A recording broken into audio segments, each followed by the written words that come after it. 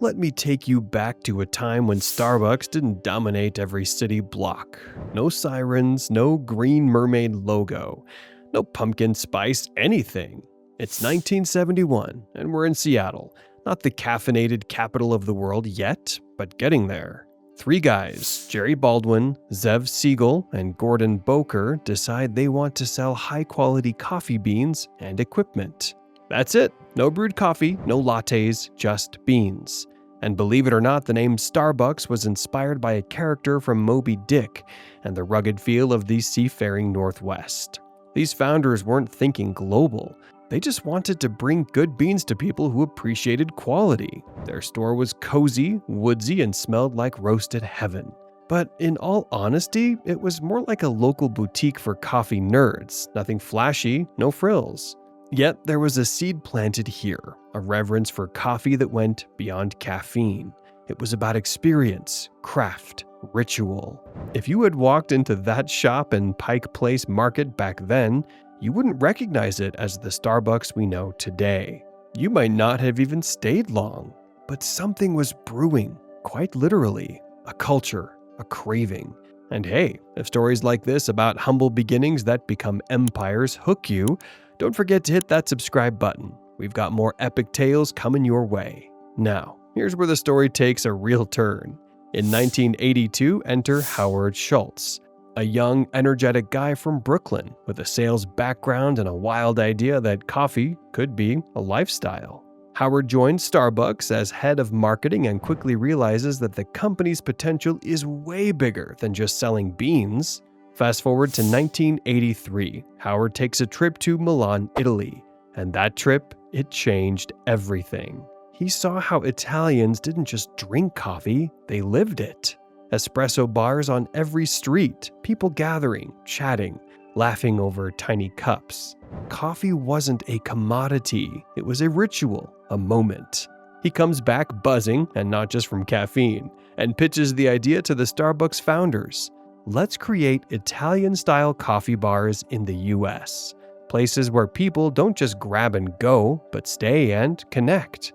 The founders weren't sold. They didn't want Starbucks to become a cafe chain. So Howard did something bold. He left Starbucks, started his own coffee company, Il Giornale, to bring his vision to life. And yes, this was a big gamble. He was going head-to-head with his old company to prove a point. But he wasn't just chasing profits. He believed in what coffee could mean, that it could bring people together, create community, culture. And he wasn't wrong. A few years later, in 1987, Howard returns, not as an employee, but as a buyer. With the help of investors, he purchases Starbucks and merges it with Il Giornale. The founders step back, and now Schultz has the reins. The Starbucks we know today, this is where it starts. Under his leadership, Starbucks begins to evolve. Brewed coffee is on the menu, so are espresso drinks.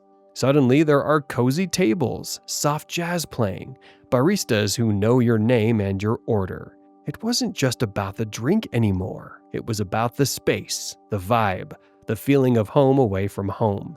From just 17 stores in 1987, Starbucks starts to grow like wildfire. New York, Chicago, then across the entire US.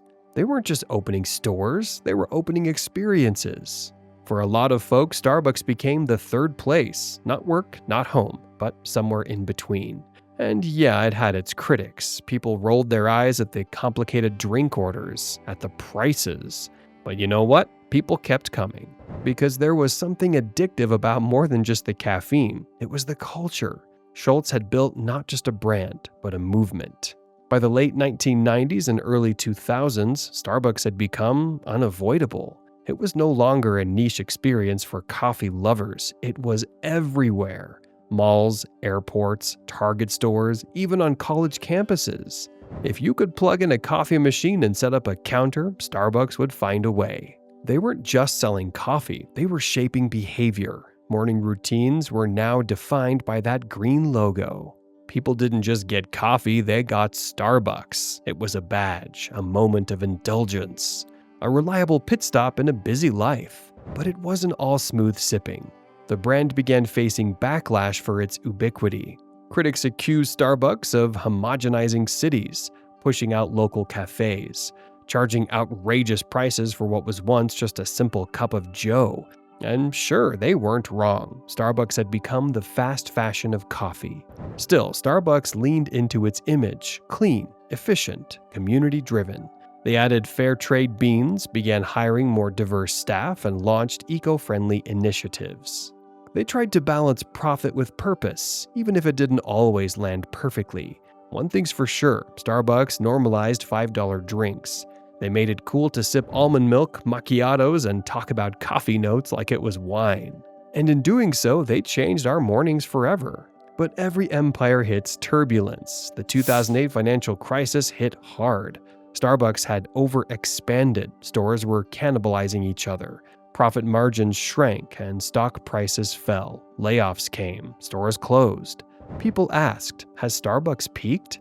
That's when Howard Schultz came back as CEO. And his return, it was surgical. He shut down underperforming stores, revamped the brand, retrained thousands of baristas. Remember when every store closed for an afternoon to train staff on pulling the perfect espresso? That was Schultz making a statement. We're going back to our roots.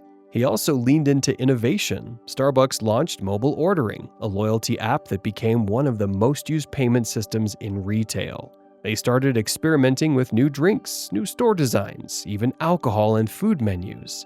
And slowly they climbed back, stronger, sleeker, leaner. They began expanding into China, India, and other international markets. In many places, Starbucks became a symbol of Western luxury.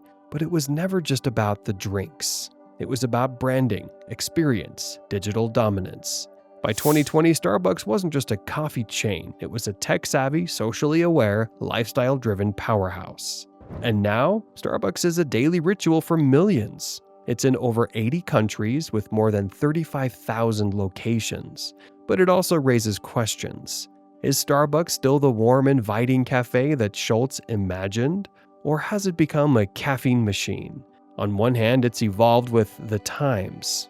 It caters to Gen Z with trendy drinks like the pink drink, matcha, everything, and cold brews with more foam than coffee. It's integrated with apps, points, and pickup lockers. Convenience is king. On the other hand, some of the original charm, the artistry, the connection, the third place can feel diluted. The human barista interactions are often replaced by mobile orders. The cozy jazz is replaced by silent earbuds.